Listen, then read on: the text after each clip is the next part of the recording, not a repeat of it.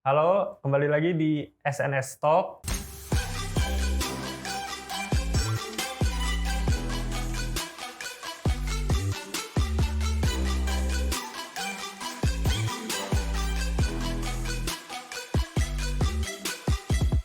Kali ini bersama saya Vano sebagai moderator yang akan memandu acara pada kali ini.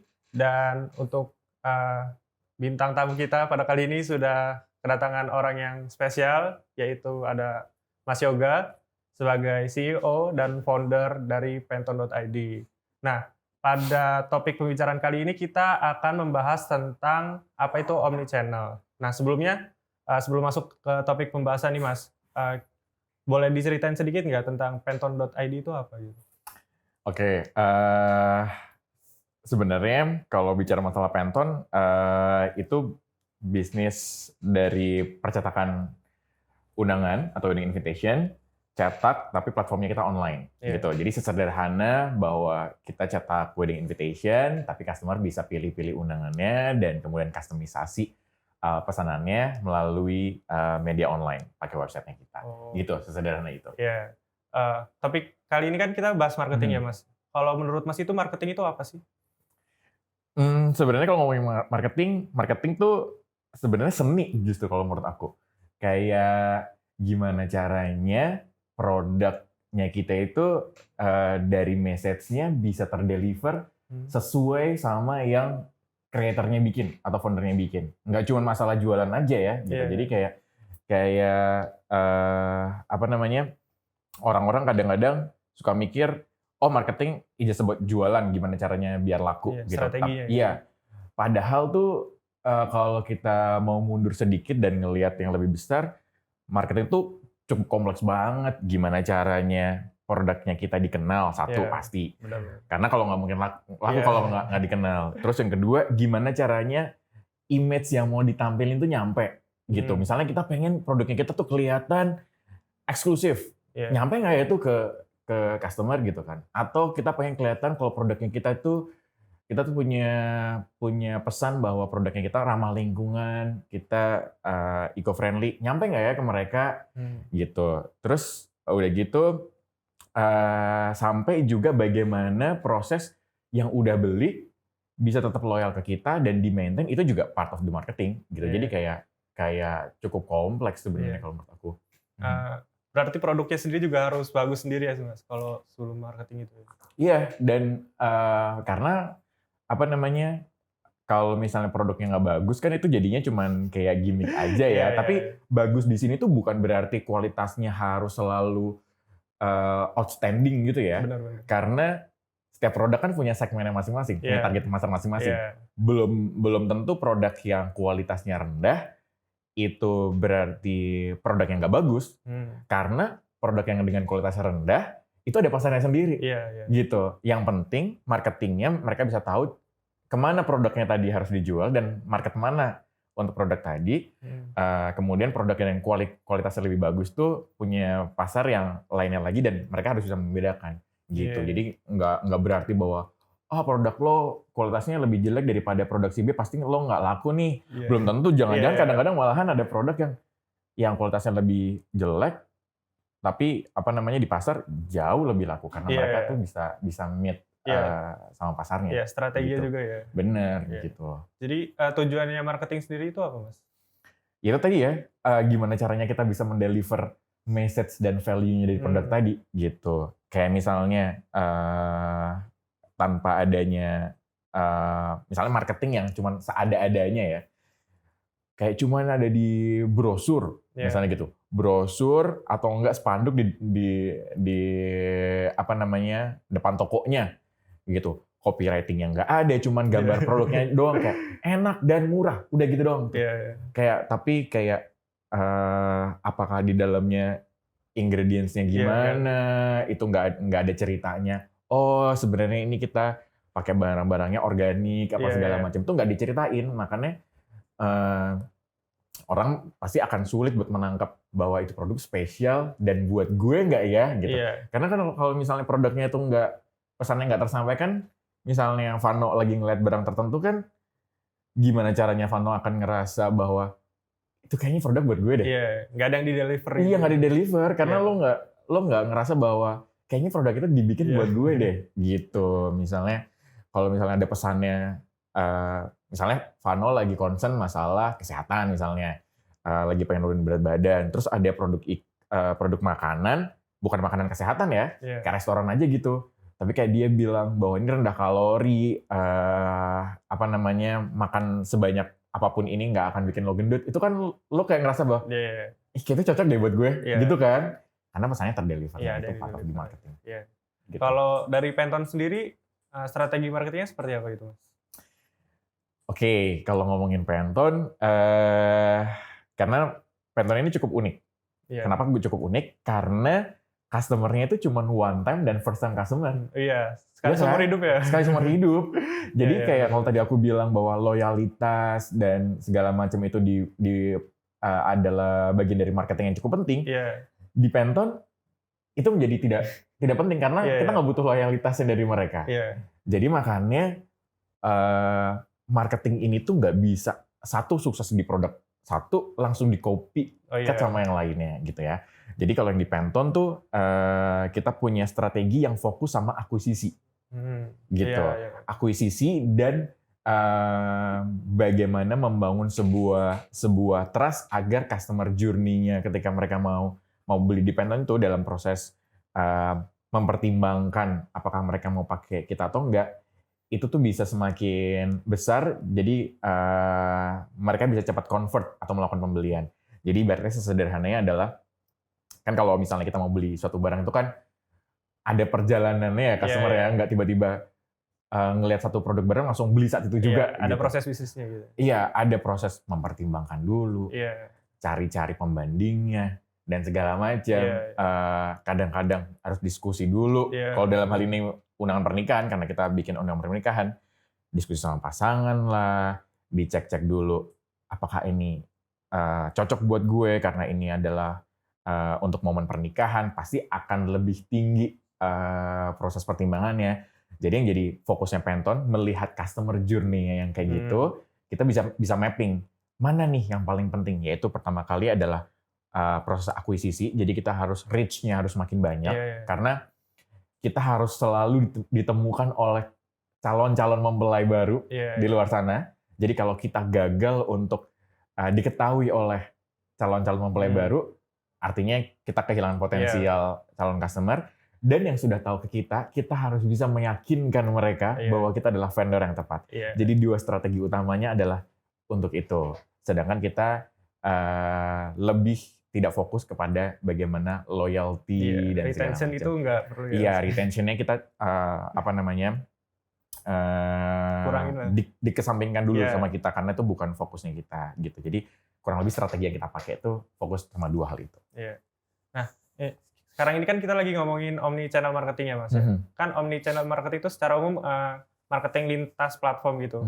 Nah, kalau menurut Mas Yoga sendiri itu pengertian omni channel itu apa? Ya benar tadi kayak Vano bilang, itu tuh lintas platform. Tapi gini, beda ya lintas platform sama banyak platform. Jadi kayak omni channel tuh beda sama multi channel. Ibaratnya sesimpelnya gini, kalau multi channel tuh sesederhana bahwa kalian itu tuh memasarkan produknya kalian itu ke banyak channel aja. Kayak di Facebook ada, di website ada, offline-nya tokonya ada. Udah gitu doang.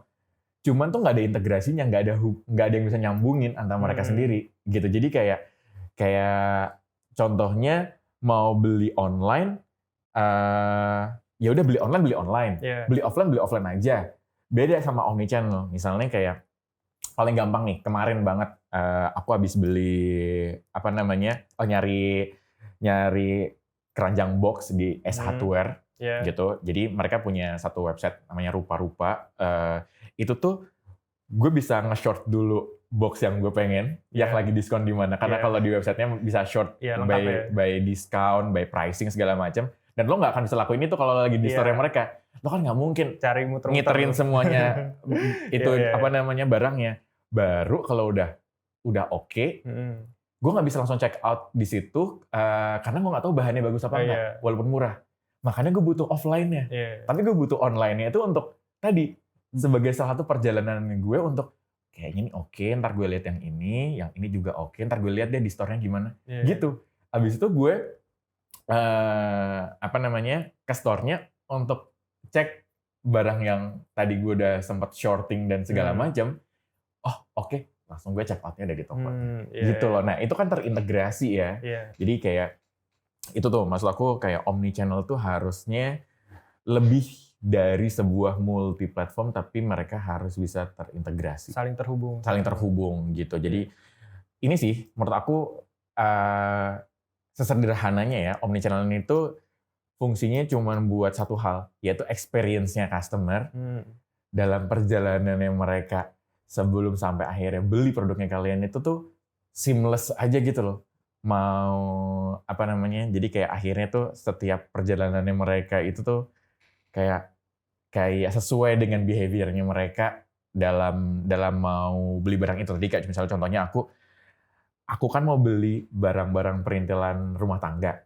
Behavior-nya kan pasti pengen megang, pengen bener. nyobain segala macam. Jadi kan butuh tuh megang fisiknya dulu. Tapi aku tuh juga butuh untuk nge-shorting mana yang paling pilih-pilih murah yang harganya yang mana segala macam. Jadi kedua platform tadi itu berguna sesuai dengan behavior-nya aku gitu. Berarti salah satu manfaatnya kayak menambah experience-nya customer gitu ya.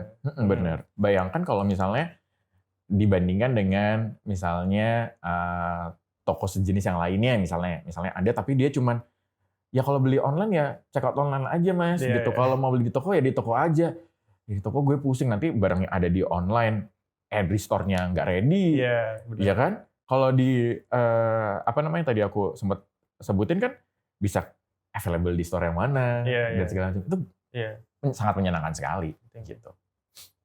Kan udah banyak nih mas bisnis yang menerapkan omnichannel ini di Indonesia. Nah, kalau misalnya Pantone ini udah menerapkan belum yang omnichannel? Oke, nah di Pantone sendiri kita juga menerapkan omnichannel sesuai dengan konteks bisnisnya kita, dengan nature bisnisnya kita dan behavior customer-nya.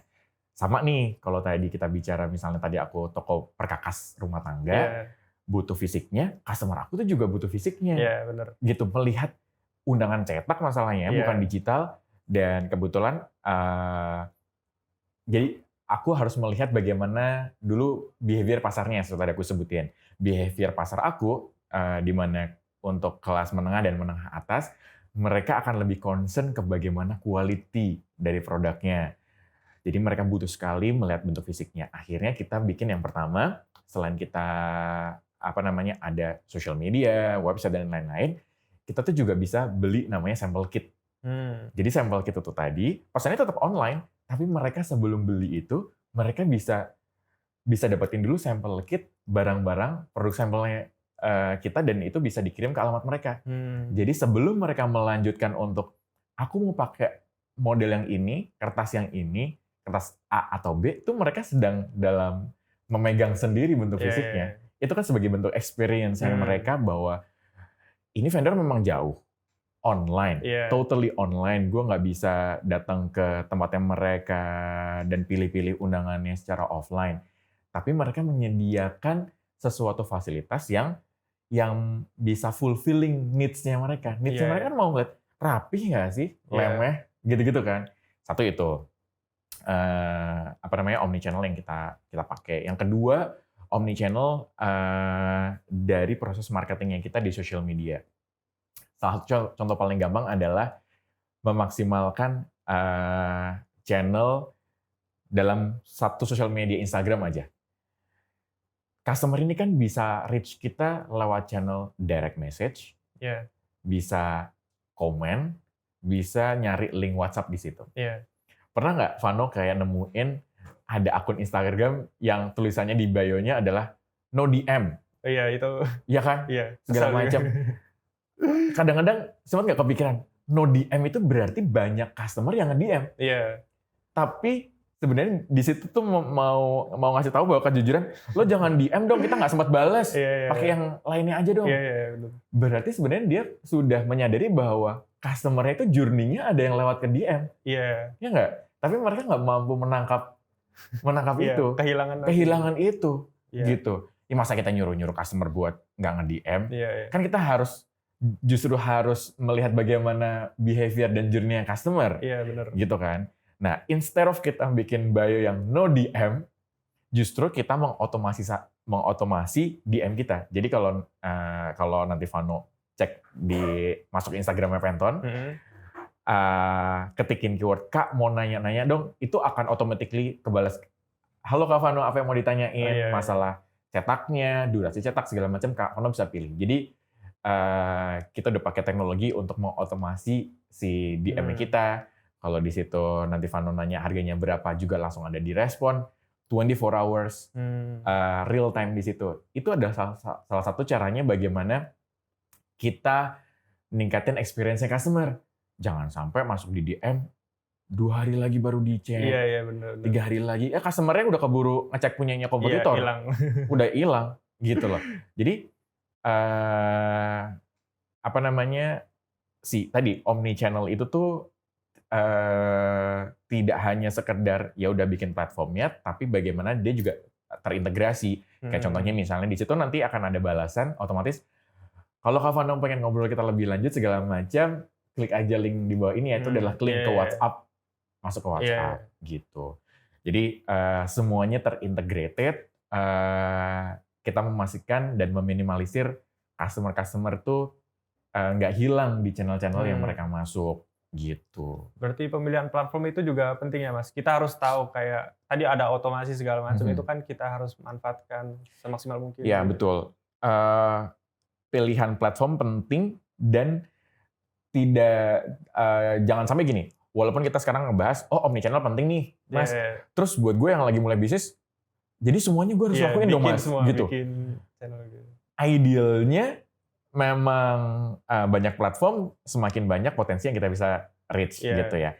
Tapi kita juga harus tahu skala prioritasnya. Benar. Jadi yang pertama kali harus dilakuin menurut aku adalah knowing your customer behavior. Lo harus tahu dulu behaviornya customer lo gimana. Contohnya di aku. Kenapa aku bisa mau otomasi DM? Yang pertama adalah kebanyakan customer di aku lagi pada ngechatin Pantone tuh di atas working hour. Karena mereka selesai kerja. Jam 8, jam 9 lagi goler-goler di kamar pengen nanyain lagi undangan nyantai-nyantai. gue. Iya. Terus gimana kalau CS-nya kita udah tutup? Iya. Gitu loh. Kan kita harus tahu dulu behavior-nya mereka gimana. Iya kan? Apalagi yang kayak cuman mau komunikasi DM cuman dibalas di jam kerja. Itu lebih menimbulkan experience jelek banget ke customer kita. Jadi yang pertama, knowing your customer behavior. Yang kedua, dari behavior tadi, lo bisa tahu kira-kira platform mana yang sesuai dengan customer lo tadi itu dengan behaviornya mereka. Gitu. Jadi knowing mana yang prioritas juga penting. Jangan sampai semuanya jadi ini dibikin, jadi kayak dua-duanya semuanya malah jadi nggak maksimal gitu. Tapi yang penting punya mindset untuk membuat saluran yang semakin beragam dan terintegrasi. Oh, satu channel nanti udah maksimal, kalau udah oke, yuk next step kita build channel yang lainnya. Jadi mindsetnya omni channel, tapi tidak serta-merta harus dalam waktu yang sama dibikin secara keseluruhan bareng-bareng. Setiap customer kan emang punya ciri khasnya masing-masing gitu ya, Mas, di setiap platform gitu. Nah, kalau misalnya memulai bisnis omni channel ini, kalau dari Pantone itu kayak gimana Mas alurnya? Kita validasi dulu. Yang pertama, market kita siapa? Sekali lagi untuk menentukan market behavior kita.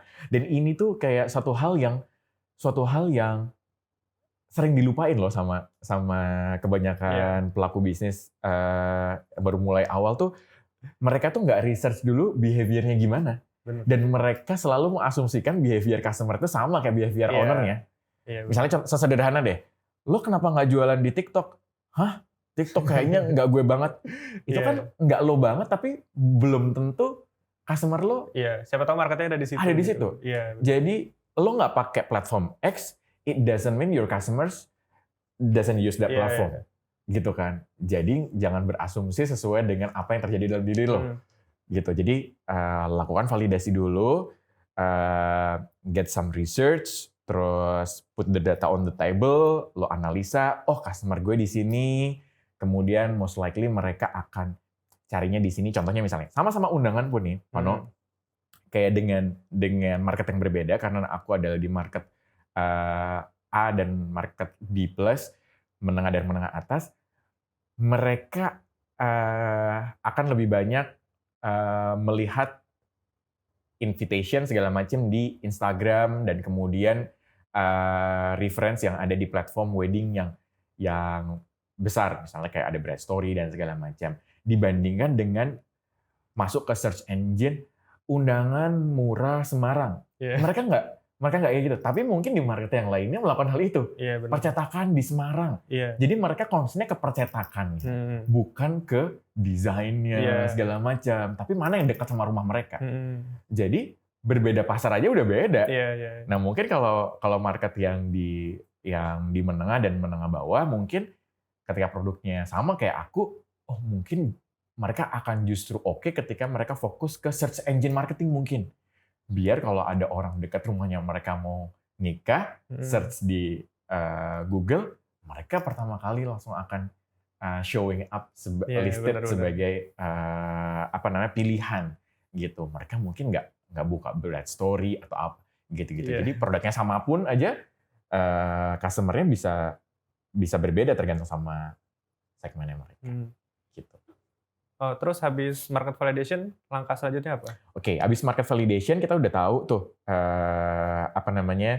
market kita itu betul-betul behaviornya seperti apa dan yang cocok sama mereka itu seperti apa. Nah, dari situ kan kita bisa tahu, oh customer ini itu mereka pakai platformnya apa aja ya, dengan caranya seperti apa. Misalnya aku kasih contoh, misalnya Vano punya restoran. Punya restoran, terus kemudian Vano lagi mau cek channel apa yang cocok buat gue di awal. Jadi gue harus research dulu. Oh pelanggan gue ini apa aja sih? Oh yang pertama ternyata mahasiswa ada, pegawai kantoran juga ada. Ada 2 itu yang jadi customer-nya. Customer. Tapi lebih banyak memang pegawai kantoran gitu, walaupun lokasinya kita dekat ke universitas misalnya. Dari 2 ini aja tuh kan kita bisa research tadi dari jumlah pengunjungnya, kita bisa lihat oh ternyata setelah kita research 70% banyak orang kantoran, 30% anak mahasiswa. Tapi dua-duanya pengen di-grab. Oke, kita cek dulu dari pekerja kantoran ini tuh kira-kira mereka dalam menentukan menu makan siangnya itu biasanya mereka gimana sih? Apakah mereka cari di situs kayak misalnya Google Review atau segala macam atau apa? Mereka tuh pasti punya banyak pilihan kalau mereka, tapi mereka tidak sensitif terhadap harga gitu. Terus kemudian yang mahasiswa biasanya mungkin mereka akan nyari tempat makan siang bukan berdasarkan 5 makan enak di Semarang, nggak kayak gitu mungkin. Jadi pasti harga gitu. Pasti harga. Tapi kalau misalnya gue sebagai pekerja kantoran lagi pengen makan sushi deh, cek deh makan sushi enak di Semarang. Bukan sushi murah Semarang, tapi makan sushi di Semarang yang enak apa? Nah, berarti penting gue muncul di sana, gitu. Kemudian tapi yang kalau misalnya kita lagi mau nge-grab yang mahasiswa tadi, penting untuk kita ke micro influencer yang misalnya kayak kuliner ada di kuliner UNS misalnya gitu ya. Nah, pasti itu ketika kita muncul di sana, most likely mahasiswa kalau dalam menentukan makanannya itu berdasarkan micro influencer blogging yang menginfokan itu gitu. Jadi tadi setelah kita tahu marketnya kita gimana, kita cari tahu masing-masing behaviornya gimana, validasi bener nggak mereka melakukan hal itu. Jadi itu perlu divalidasi. Jadi proses validasinya itu kayak bener nggak mahasiswa tadi itu memang caranya mereka mencari makanan tuh dengan cara cek temennya makan apa, terus kemudian yang Instagram kuliner UNS itu mereka lagi ngepost apa, bener nggak lewat situ, divalidasi lah di situ. Atau mereka enggak kok salah, mereka nggak sebegitunya, mereka tetap ngeliatin yang di TripAdvisor misalnya atau di Google Review, kok bener nggak kayak gitu. Setelah bener ya udah jalanin lah di situ gitu. Nah, terus terakhir untuk cara menyatukannya itu dari berbagai platform jadi omnichannel itu gimana?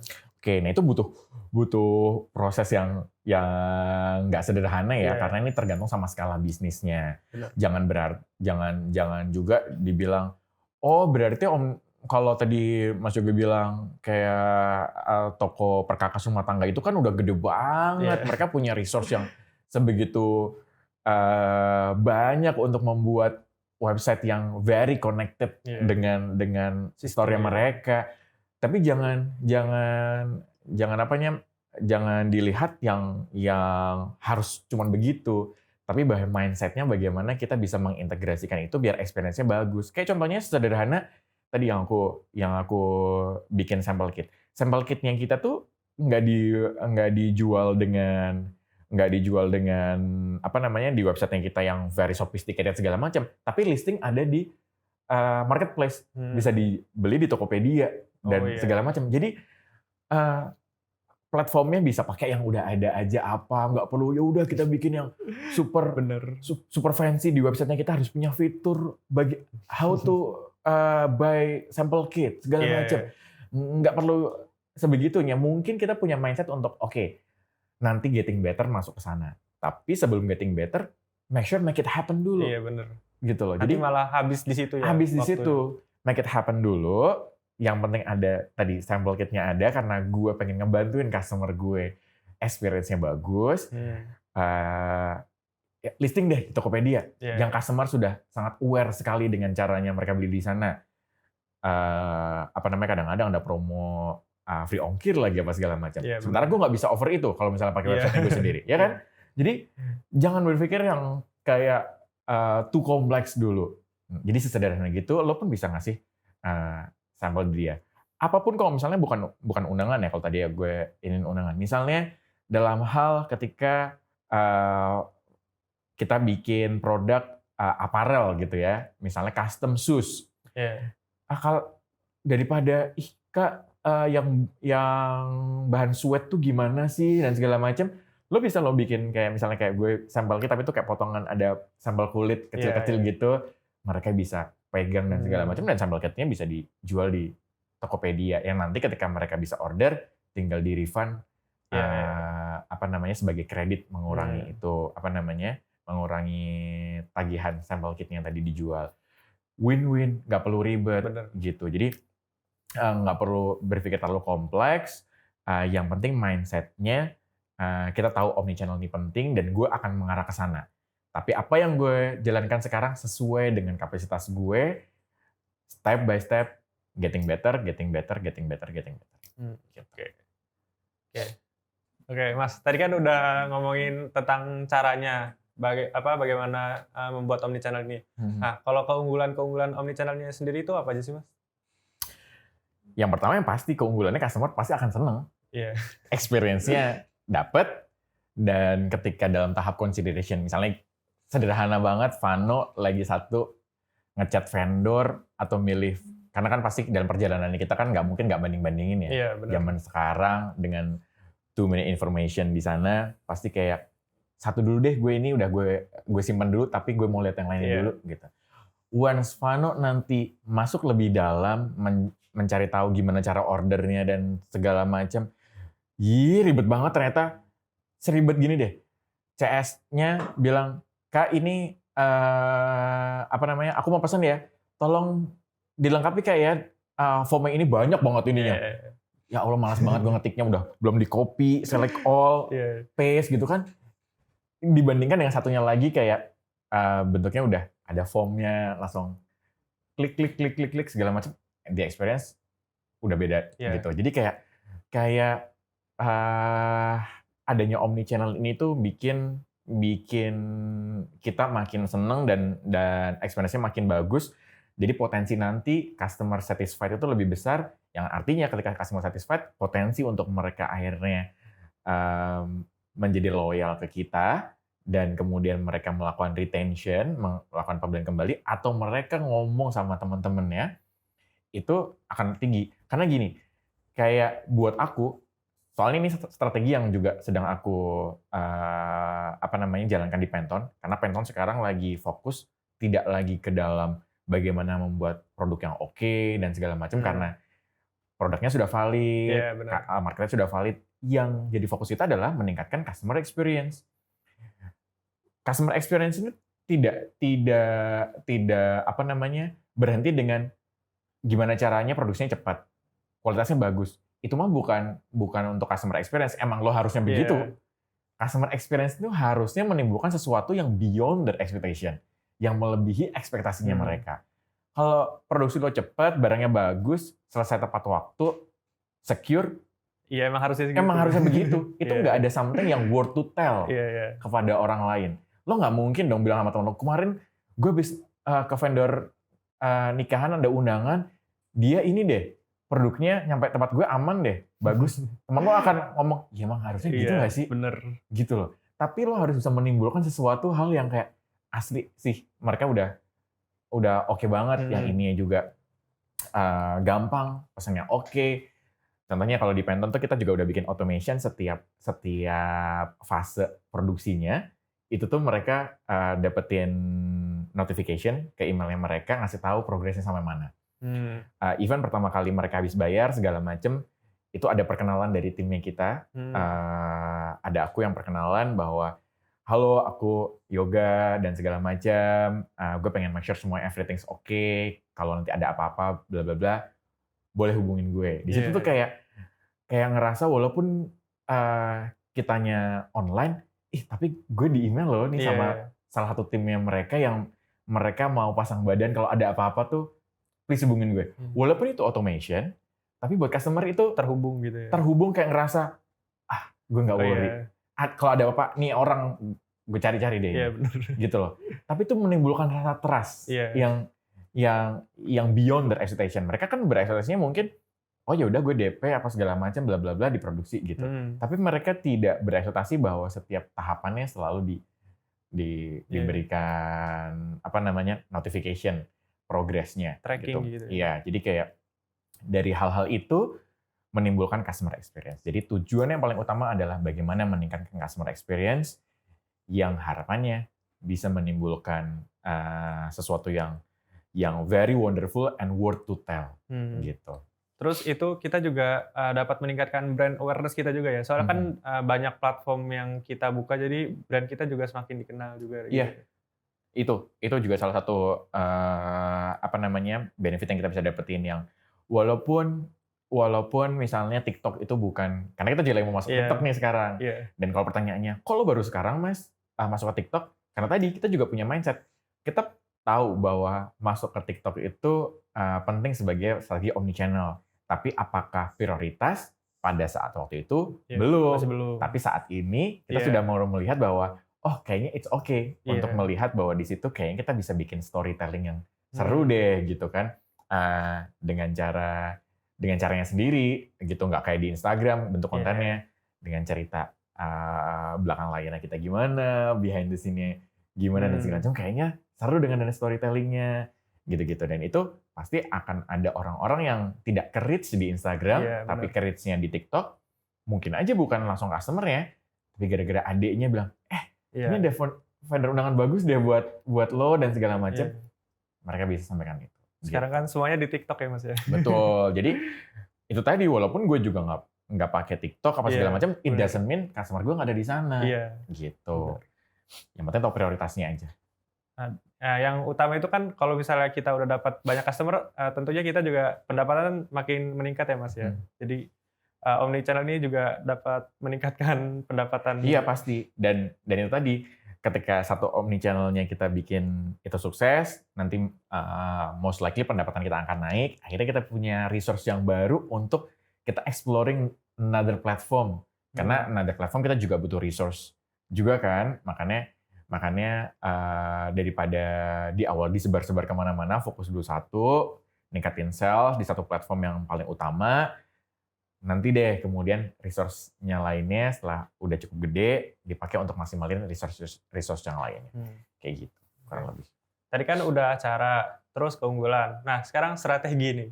Strategi yang diterapin Pantone itu apa untuk omnichannel ini? Iya, kalau misalnya strateginya, yang pertama bagaimana komunikasinya bisa sangat seamless sekali. Karena itu yang paling penting. Kenapa aku bisa bilang strategi omnichannel ini untuk mengenhance the communication-nya itu, karena datangnya dari behavior. Kita bisa melihat orang yang mau wedding, kalau mereka pertama kali kontak vendornya adalah udah super slow respon, mereka pasti akan khawatir, dia baru awal aja udah slow respon, gimana nanti di tengah-tengahnya. Dengan kita tahu bagaimana how the customer feel, bagaimana cara berpikir customernya, kita bisa put our mind on customer shoes. Itu tuh kita akhirnya bisa tahu dalam omnichannel ini strategi apa yang mau kita pertama kali munculin dari si omnichannel ini tadi. Makanya kalau aku di omnichannelnya mau fokusnya adalah ke communication sama tadi fisiknya yang bisa mereka lihat gitu. Makanya yang pertama kali dibikinnya, kenapa nggak TikTok duluan, kenapa malah DM-nya duluan dioptimasi? Padahal tadi Mas Yoga sempat bilang, bukannya kalau di TikTok bisa reach banyak potensial customer. Karena fokus gue itu bukan reach potensial customer yang lain yang nggak tergrab di Instagram duluan yang pertama. Tapi fokusnya adalah bagaimana yang sudah kegrab di Instagram, tapi communication-nya bisa jadi lebih lancar. Dengan cara memaksimalkan fitur DM-nya tadi itu bisa lebih seamless lagi. Jadi kalau di kita tuh fokusnya ke communication strateginya, baru ke bagaimana pain point-nya mereka nggak bisa ngeliat bentuk fisiknya, kita bisa solve di situ. Baru sekarang kita masuk ke reach potensial customer yang baru di situ. Iya, gitu. Oke. Balik lagi tadi ke market validation ya, yang penting ya untuk sebelum menetapkan strategi. Gitu. Ini ada beberapa pertanyaan, Mas. Oke. Yang pertama ini ada, halo Kak, aku Riri, pengen nanya. Kan aku baru merintis bisnis aku di bidang fashion. Menurut Kak Yoga sendiri, nggak apa-apa nggak sih Kak nerapin omnichannel marketing untuk sebuah bisnis baru? Atau mungkin Kak Yoga punya saran strategi marketing apa yang cocok buat bisnis baru? Terima kasih banyak Kak. Nah itu gimana? Oke, kalau nggak apa-apa nggak sih Kak? Ya emang sebenarnya harus ya, harus dibikin omnichannelnya. Tapi pertanyaannya, haruskah gue sebanyak itu semua channelnya? Atau satu-satu, tadi balik lagi apalagi dia baru, masih baru ya. Mendingan satu-satu dulu, fokus dulu, tapi mindset-nya nanti akan memaksimalkan channel yang ada semuanya. Tapi nggak perlu bareng-bareng di awal, tergantung. Sekali lagi berarti dia harus make sure dulu bisnis barunya tadi, tahu dulu customer behavior-nya di mana, caranya journey-nya customer tadi gimana, baru bisa menentukan platform apa yang bisa gue maksimalin duluan. Jangan-jangan, dan nggak semuanya harus serba Instagram ya. Aku suka kadang-kadang gemes bahwa jualan pokoknya belum bikin akun Instagram dulu gitu. Misalnya contohnya marketnya ibu-ibu, suruh nyokap gue misalnya. Nyokap gue nggak Instagram banget dan tidak memutuskan pembelian itu tergantung sama Instagram. Tapi WA status banget gitu. Jadi nggak harus semuanya dengan ngikut-ngikutin yang lainnya harus pakai Instagram, harus pakai Instagram gitu. Jadi karena aku juga ada bisnis lain yang kita jualannya adalah fresh product, delivery fresh product. Ini kita juga fokusnya ke WhatsApp. Contohnya adalah channelnya kita pakainya micro influencer kayak ibu-ibu RT gitu. Pasti mereka punya grup RT. Nah, ibu-ibu RT ini yang kita jadiin micro influencer, mereka ibu RT-nya ini nge-share tentang produknya kita di grup RT. Karena decision making ibu-ibu ini daripada ngelihat iklan di Instagram, mereka lebih percaya sama apa kata ibu RT. Gitu.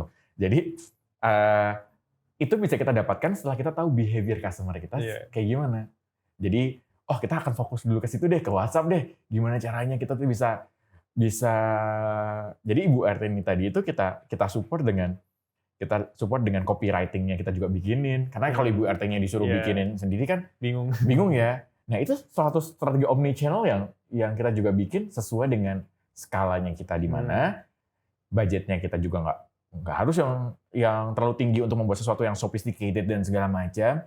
Kayak very focus on your customer, knowing your customer behavior, just do that. Itu dulu aja fokus. Gitu. Jangan langsung buka banyak iya, gitu-gitu. Nah kalau marketnya ibu-ibu, lo bikinnya konten di Instagram yang very cool, wah gitu-gitu. Yang edit-editannya gimana segala, pusing nyokap gue ngeliatnya. Gitu. Iya benar. Gitu kan, ya udah. Terus lanjut ke pertanyaan yang kedua nih Mas. Ada dari Dito yang masih bingung dalam menentukan soal marketing cost. Katanya, hai Mas Yoga, saya Dito. Menurut Mas Yoga, apa pertimbangan dalam kita nentuin marketing cost? Dan marketing cost yang ideal tuh seperti apa, Mas? Oh, ini mungkin maksudnya kata siapa Dito, mungkin kayak ini gue udah budgetin marketing segini tuh sebenarnya kurang apa cukup apa segala macam gitu ya. Mungkin kalau menurut aku, ini jawaban dari opini aku. Yang pertama kalau dengan kondisi existing saat ini, dari sisi financialnya kalau di breaking down masih masuk nggak ke dalam keuangannya kalian, tanpa perlu di apa-apain ya, kondisi existingnya aja. Kalau sederhana bahwa kalian rugi marketingnya kegedean, ya berarti udah jelas pasti berarti marketingnya kalian kegedean, gitu kan? Atau strategi pricingnya kalian terlalu murah. Jadi kalian bisa analisa dulu dengan kondisi existing saat ini. Kemudian nomor 2 yang bisa dilakukan adalah benchmark yang ada di market. Benchmark ini yang sudah existing, misalnya sama-sama produk fashion. Biasanya produk fashion itu tuh marginnya tuh ada di berapa sih segala macam. Yang ada di market tuh kayak gitu, dengan market yang sama, dengan skala yang sama. Caranya gimana? Ya sebagai entrepreneur kan harus banyak ini ya, cari deh temen segala macam. Lo gabung sama teman-teman lo yang juga bisnis juga, ngobrol banyak sama mereka. Punya lo kira-kira kalau dalam bisnis ini tuh kira-kira wajarnya seberapa banyak sih segala macam. Harusnya itu hal yang mudah didapatkan. Jadi benchmark, punya orang lain aja segini, masa gue segini. Jadi tahu besar atau kecilnya kita sekarang gimana. Tapi yang paling penting nggak ada patokannya sekian persen ini oke atau sekian persen ini tidak oke. Contohnya misalnya, dulu aku create apalagi dalam bentuknya nominal ya. Kayak dulu waktu aku punya cafe dessert di Semarang offline, kita punya budget marketing yang dipakai buat ads.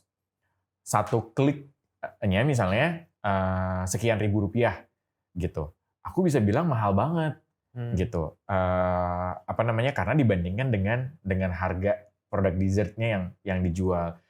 Gue harus jual berapa banyak sampai bisa dapetin orang dia baru klik ads-nya aja udah cost-nya sekitar 5 ribuan. Beda sama yang di Penton sekarang, nominal purchasing amount-nya tinggi, bisa 10 juta, 9 juta. Jadi nominal yang tadi itu tuh akhirnya jadi sangat make sense sekali di kita gitu. Jadi nggak bisa dilihat berdasarkan nominalnya ini segini, apakah gede atau kecil, tapi balik lagi ke dalam bagaimana struktur costingnya kalian. Kayaknya untung segini masih oke. Segini walaupun kayaknya punya gue marginnya ini cuman akhirnya setelah marketing yang sekian banyak, karena ngasih banyak voucher ya misalnya karena mau akuisisi, kok marginnya cuman 3% ya misalnya gitu. Total itu cuma dapat 3%. Tapi 3% dari nominal amount yang sekian miliar misalnya, mungkin akan sama dengan yang marginnya 25%, tapi yang omsetnya 200 juta segala macam. Jadi nggak bisa dilihat juga semuanya, harus dianalisa lebih komprehensif sesuai dengan bisnisnya masing-masing. Diperhatikan gitu juga ya return on investment-nya gitu ya. Yes, itu juga penting gitu. Bisa dihitung. Gue ini keluarin segini banyak, itu akhirnya ke akuisisi berapa dan segala macam. Itu penting. Oke. Di sini ada pertanyaan quick question, Mas. Jadi nanti Mas Yoga pilih satu dari dua pilihan, itu jawabnya langsung secara singkat aja. Habis itu langsung dijelasin juga ya, kenapa alasan memilih jawaban tersebut.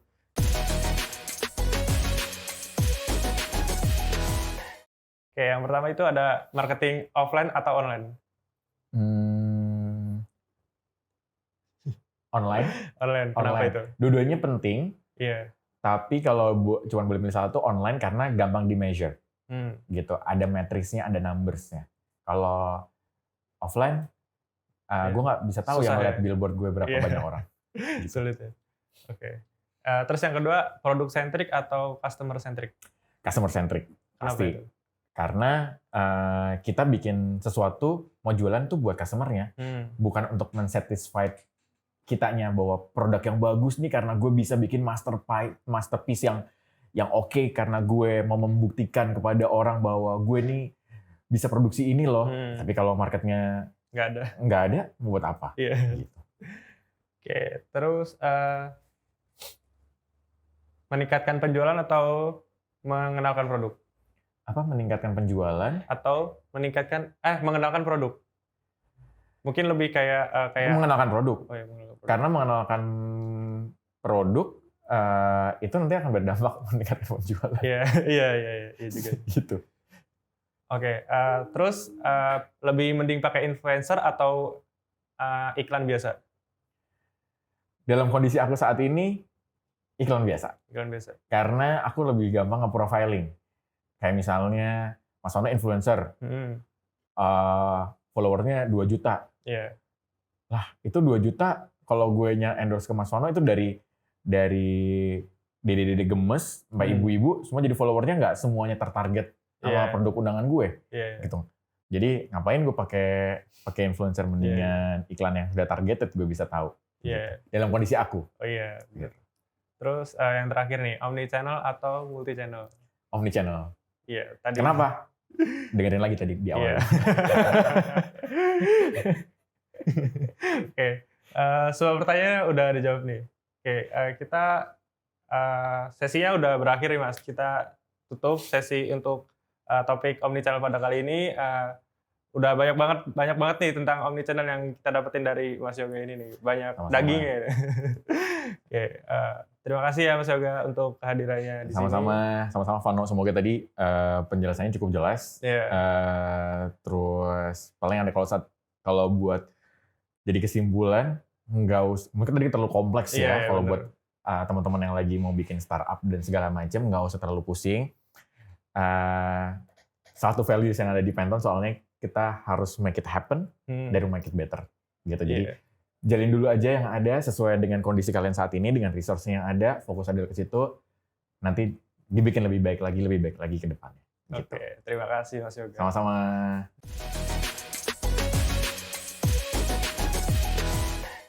Oke, mungkin kita tutup pembicaraan kita pada kali ini. Terima kasih yang telah menonton kita dan see you on the next episode. Terima kasih.